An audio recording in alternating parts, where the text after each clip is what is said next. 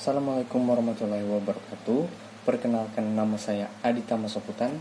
Saya di sini akan menjelaskan sedikit video tentang ekonomi politik media.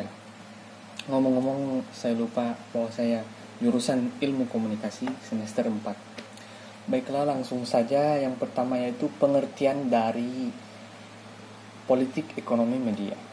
Politik ekonomi media adalah ilmu yang mempelajari hubungan sosial, terutama hubungan kekuasaan, yang membentuk proses produksi, distribusi, dan konsumsi sumber daya. Politik ekonomi membahas tentang keberlangsungan kehidupan suatu hal dalam sebuah kehidupan sosial. Ekonomi pula ekonomi politik klasik. Ya, kalau mengenai ekonomi politik klasik, kita balik lagi ke awal terbentuknya ekonomi, yaitu Adam Smith 1937 dan David Ricardo 1819 dan Stuart Mill 1848 berpendapat bahwa adanya ekonomi politik klasik merupakan suatu revolusi yang hebat. Namun bagi Karl Marx, ekonomi politik klasik ini lebih menyerupai ideologi daripada sains, karena dia merasa menyembunyikan eksploitasi kapitalis dengan memperlakukan semua hubungan sebagai pertukaran. Kita lanjut.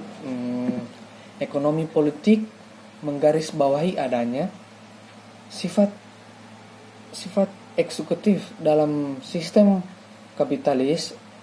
Oleh karena itu, ekonomi politik digunakan sebagai alat yang membantu terciptanya perilaku sosial dan prinsip moral yang berupaya mengubah sistem kapitalis tersebut.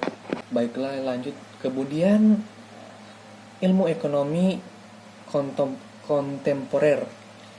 Banyaknya perbedaan yang dilakukan oleh para ahli terhadap ekonomi politik klasik yang dikemukakan oleh Adam Smith pada akhirnya membentuk disiplin ilmu ekonomi kontemporer pendekatan. Kemudian menghilangkan perhatian ekonomi politik klasik dan mengubah ekonomi politik menjadi ekonomi ilmu politik.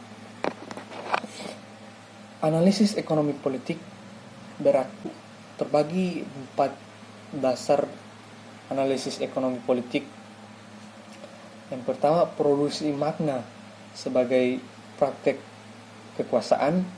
Kemudian yang kedua yaitu ekonomi politik dan analisis tekstual. Kemudian yaitu konsumsi, kebebasan atau perjuangan. Dan yang terakhir yaitu kemerdekaan total konsumen.